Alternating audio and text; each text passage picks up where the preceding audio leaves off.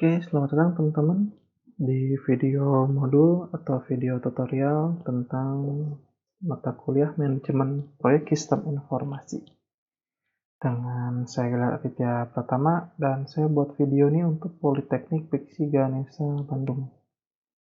Kita masuk pertemuan 12, pertemuan terakhir juga ya di mata kuliah ini. Kita tutup dengan materi tentang estimasi proyek dan manajemen resiko. Jadi kalau kita sudah menguasai seluruh manajemen proyek, kita harus menutupnya dengan manajemen resiko. Itu dari terakhir. Seperti itu ya, kita akan coba bahas di video kali ini. Kita mulai aja.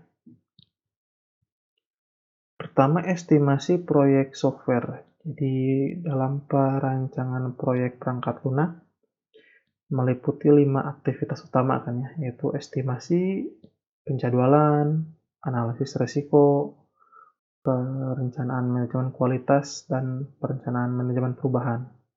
Nah, si estimasi ini adalah salah satunya gitu, salah satu yang penting dari 5 aktivitas utama tadi ya. Sedangkan estimasi adalah usaha untuk menentukan berapa banyak uang, usaha atau effort, sumber daya, dan waktu yang dibutuhkan untuk membangun sebuah produk atau sistem berbasis perangkat lunak. Jadi tidak hanya uang ya, juga effort atau usaha, juga sumber daya dan waktu. Jadi ada beberapa poin yang kita estimasi atau kita perkirakan, tidak hanya uang seperti itu. Jadi mungkin kata lebih singkat dari estimasi itu mungkin perkiraan ya. Kita coba lanjut. Nah, ada langkah-langkah membuat estimasi atau perkiraan. Yang pertama adalah estimasi dimulai dengan penjelasan mengenai lingkup masalah. Itu sudah dilakukan dalam scoop ya. Lingkup masalah itu dalam scoop kita lakukan estimasi apa aja masalah-masalah yang terjadi. Kemudian permasalahan yang ada kemudian diuraikan ke dalam seperangkat permasalahan yang lebih kecil, dan masing-masing darinya diestimasi dengan menggunakan data historis dan pengalaman-pengalaman yang terdahulu sebagai panduan. Dari skup yang besar kita pecah jadi skup-skup kecil, atau kalau kita bahas di pertemuan sebelumnya disebut WBS ya. Itu dilakukan estimasi, nah ini menggunakan data pengalaman ya. Jadi lebih ke pengalaman sih, bukan mengada-ngada ya, tapi lebih ke pengalaman. Nah, di sini pentingnya sebuah pengalaman atau keprofesionalan seseorang gitu ya. Kalau dia belum pernah mengerjakan sebuah proyek sebelumnya, dia akan sulit mengestimasi berapa lama pekerjaan ini dilakukan. Jadi memang harus mempunyai jam terbang dulu untuk bisa menentukan estimasi dengan tepat. Kemudian ada kompleksitas masalah dan resiko yang itu dapat dipertimbangkan sebelum suatu estimasi dibuat. Kita lihat dulu kompleksnya seperti apa, juga resikonya seperti apa. Jadi tidak hanya dari pengalaman, tapi juga dilihat dari resiko dan kompleksitasnya ya. Seperti itu.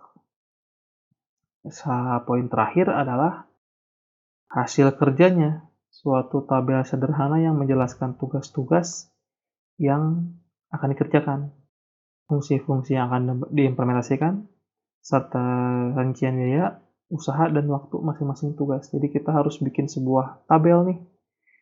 Misalkan pekerjaannya apa dari skup yang besar jadi tas yang kecil.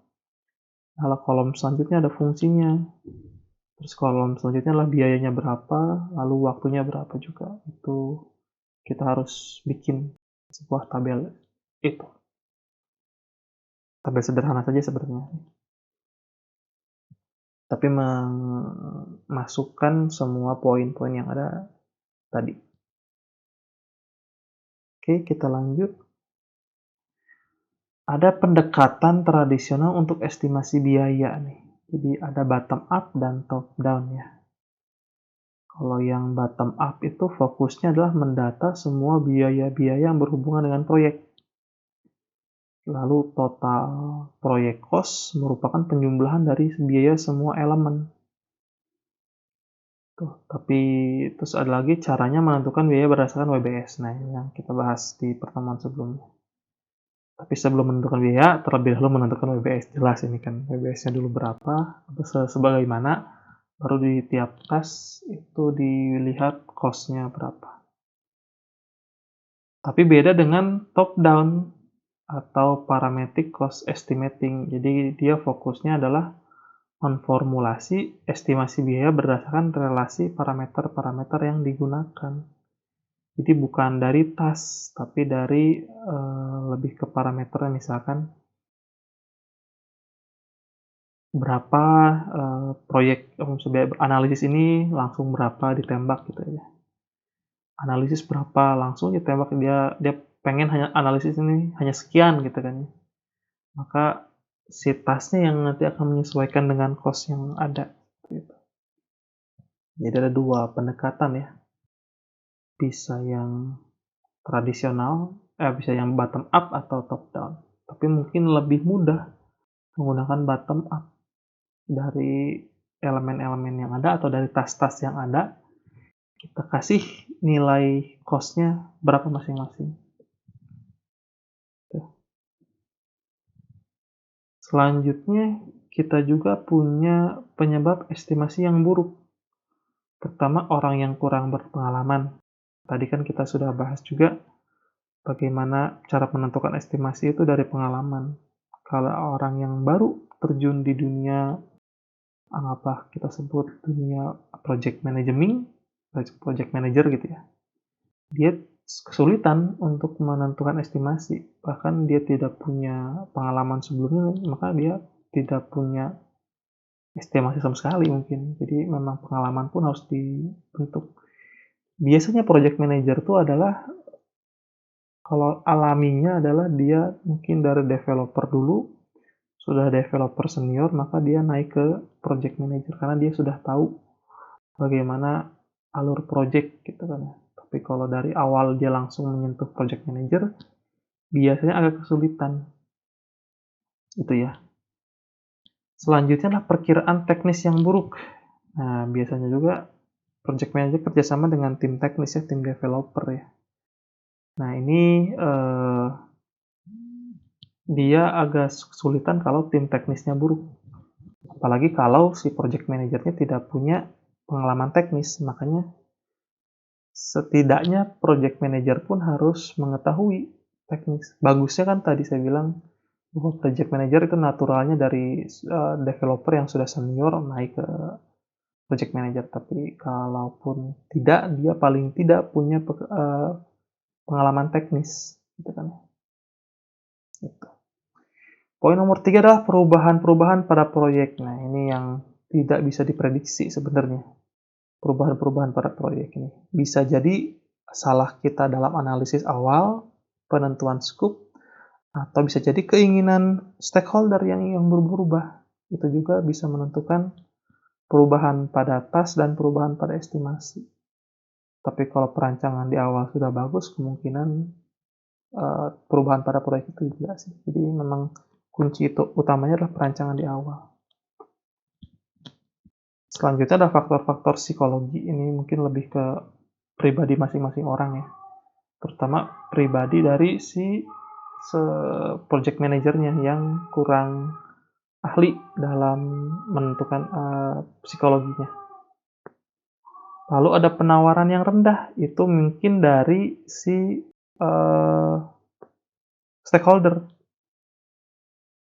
Stakeholder kadang punya proyek tinggi tapi dia menawarkan biaya yang rendah. Dia tidak sanggup dengan biaya yang kita propose. Dia akan nawar sampai ke nilai yang rendah, maka estimasi kita akan kacau karena menyesuaikan dengan cost yang ada. Terakhir sih politik, itu kondisi politiknya bisa jadi politik di negara atau politik dalam proyek. Biasanya dalam proyek kecil pun terjadi politik-politik ya. Entahlah si developer-nya mogok lah, itu kan sebuah politik juga sebenarnya. Atau si stakeholder-nya, eee, ada masalah lah. Jadi memang politik itu tidak terjadi hanya di suatu negara, tapi dalam sebuah proyek kecil pun terkadang ada politik yang bisa menyebabkan estimasi yang buruk. Tapi dari semua ini yang paling penting adalah orang yang kurang pengalaman. Jadi PM, project manager itu harus punya pengalaman yang jam terbang tinggi untuk menentukan estimasi yang baik. Oke, selanjutnya. Itu tadi estimasi ya, estimasi dalam waktu ataupun estimasi dalam sumber daya orang. Misalkan waktu, kalau waktu satu proyek bisa dikerjakan dalam 3 bulan, tapi kita lihat dulu, nah ini bottom up-nya dulu. Jadi setiap pekerjaan berapa waktunya, maka baru diketahui, oh bisa 3 bulan. Atau kalau top down langsung tembak 3 bulan. Berarti bedanya adalah kalau bottom up, kita bisa mengukur estimasi biaya, tapi tidak dengan estimasi waktu. Tapi kalau top down, kita bisa mengukur estimasi waktu, tapi tidak dengan biaya. Kalau bottom up, karena kita melihat dari tas-tasnya dulu. Tapi kalau top down, kita tembak dulu 3 bulan, lalu butuh berapa orang. Nah, gitu kan ya. Jadi ada perbedaannya seperti itu. Kita mau mengukur biayanya atau mau mengukur waktunya. Tinggal pendekatan yang mana yang akan digunakan. Sedangkan ini bab selanjutnya adalah tentang manajemen risiko. Yaitu bagaimana mengelola manajemen risiko sehingga proyek bisa diselesaikan sesuai dengan jadwal yang ditentukan dan budget yang disepakati, serta kualitas yang memenuhi kriteria yang telah ditetapkan pada awal proyek. Jadi itu tentang manajemen risiko. Sedangkan pengertiannya sendiri, risiko itu adalah berhubungan dengan kejadian di masa yang akan datang, melibatkan perubahan seperti perubahan pikiran, pendapat, aksi, atau tempat. Juga melibatkan pilihan yang tak pasti. Contohnya apa mungkin risiko-risiko itu? Ketika kita proyek sedang berjalan, anggaplah sudah setengah jalan, tapi ada risiko bahwa developernya sakit, gitu kan ya, atau pekerjanya tidak masuk, gitu kan ya, tidak bisa mengerjakan. Itu adalah sebuah risiko juga. Atau kalau di kantor sedang bekerja, listrik mati, itu adalah sebuah risiko juga. Atau di tengah jalan ada stakeholder ingin berubah, itu pun risiko. Jadi itulah risiko banyak. Kita lanjut ya. Nah, ini kita harus mengidentifikasikan nih risikonya seperti apa. Jadi identifikasi risiko adalah usaha untuk menentukan ancaman terhadap sistematis rencana untuk proyek, yaitu perkiraan jadwal dan sumber daya.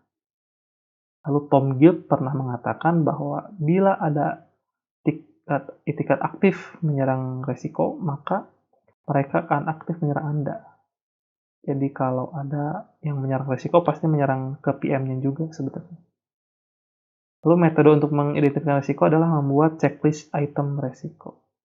Tapi tidak cuma item risikonya ya, kita juga harus membuat penanganan dari masing-masing risiko itu tersendiri.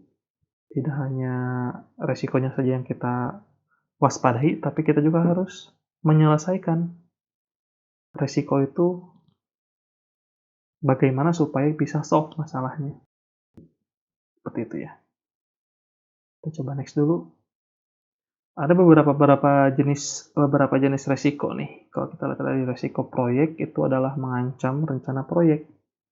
Artinya adalah ada kemungkinan proyek yang akan meleset dan biaya akan meningkat. Kompleksitas dan ukuran proyek menjadi faktor risiko proyek.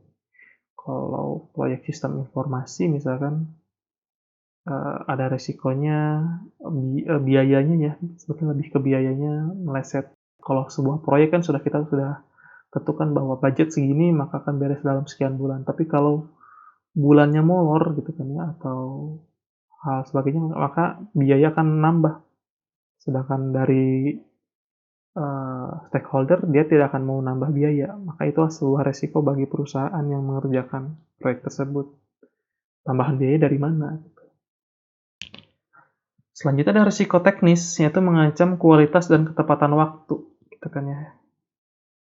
Artinya jika risiko teknis menjadi kenyataan, implementasinya mungkin menjadi sulit. Risiko teknis terjadi karena masalah lebih sulit dipecahkan dan diperkirakan, gitu kan ya. Anggaplah sebuah database, gitu kan ya. Mungkin dalam perkiraan kita database ini tidak terlalu kompleks, tapi ternyata setelah dibongkar dia memiliki banyak jumlah data, anggaplah 2 juta, 3 juta data gitu kan.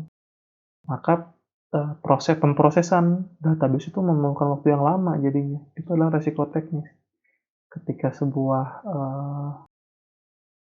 prediksinya ternyata awalnya mudah tapi jadi sulit, maka jadi lebih lama pengerjaannya. Itu masuk ke dalam resiko teknis. Seperti itu.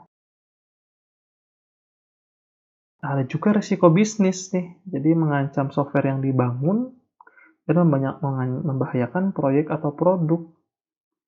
Nah, kalau bisnis ini lebih ke luar sebenarnya. Kalau yang tadi itu lebih ke internal tentang proyek tuh, tentang resiko proyek dan resiko teknis itu lebih ke internal tim. Tapi kalau bisnis ini di luar kewenangan tim sebenarnya. Ada risiko bisnis itu ada 5 nih kandidat risiko bisnis yang teratas, yaitu risiko pasar gitu kan. Ketika kita sudah bikin sebuah produk gitu kan, pasar malah tidak butuh produk itu gitu kan. Apakah ini terjadi atas salah analisis?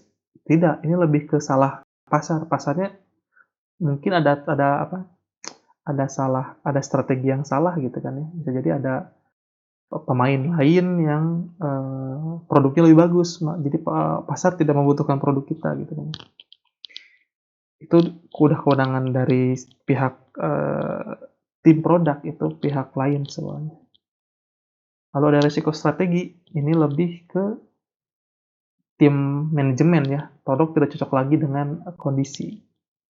Bagaimana strategi kita gitu kan ya, apakah kita harus mengupgrade produk kita sendiri gitu kan ya, atau kita melakukan strategi manajemen yang lebih baik gitu kan. Misalkan mengadakan acara launching seperti itu, atau pemasarannya yang bagus. Nah, yang ketiga nih pemasaran nih. Jadi lebih ke produk tidak dipahami oleh pasar, gitu kan. Ketika kita launching sebuah produk tapi tidak disertakan dengan bagaimana cara penggunaannya, gitu kan, atau bagaimana uh, orang bisa mengenal aplikasi kita atau produk kita, itu diperlukan sebuah apa apa namanya marketing yang bagus untuk memasarkan produk kita. Bisa jadi tentang launching tadi sebenarnya. Ada yang keempat adalah resiko manajemen, yaitu kehilangan dukungan. Bisa jadi kalau kita secara produk disupport oleh dana misalkan, ini ada dana dari investor, tapi hanya bertahan untuk 6 bulan. Maka 6 bulan berikutnya tidak ada dukungan finansial, bisa jadi produk kita tidak akan berhasil. Ini juga nih yang kelima juga nyangkut ya, risiko biaya.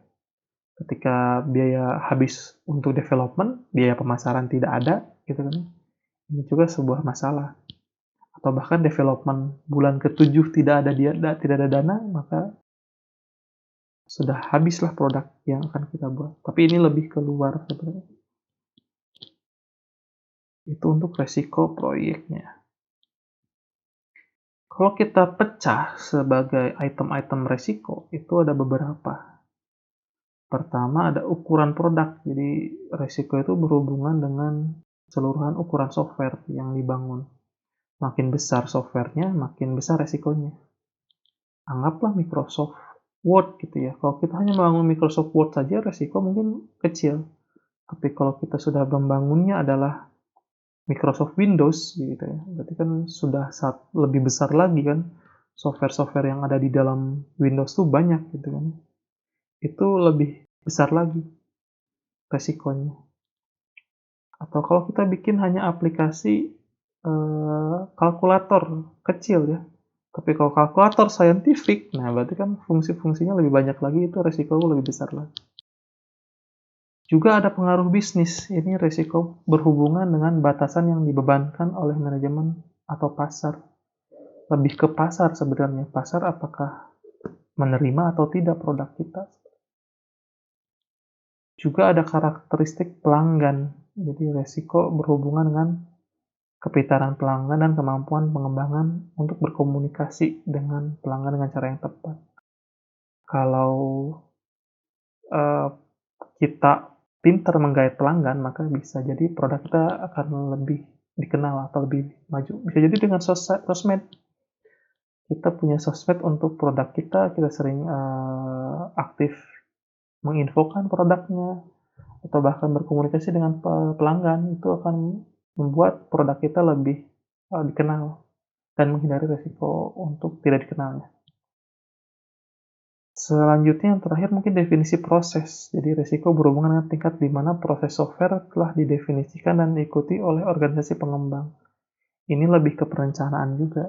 Ketika sebuah perencanaan bisnis prosesnya sudah jelas, maka produknya pun akan jalan mulus. Tapi kalau proses bisnisnya salah, maka produk kita gagal dan mungkin tidak diterima. Dan itu adalah resikonya tidak akan dipakai. Seperti itu. Jadi itu ya, sampai ke item resiko. Oh, masih ada nomor 5 ya. Masih ada tentang lingkungan pengembang sih, lebih ke hubungan keberadaan kualitas perangkat lunaknya ya. Apakah hardware yang kita gunakan atau software yang kita gunakan menunjang atau tidak.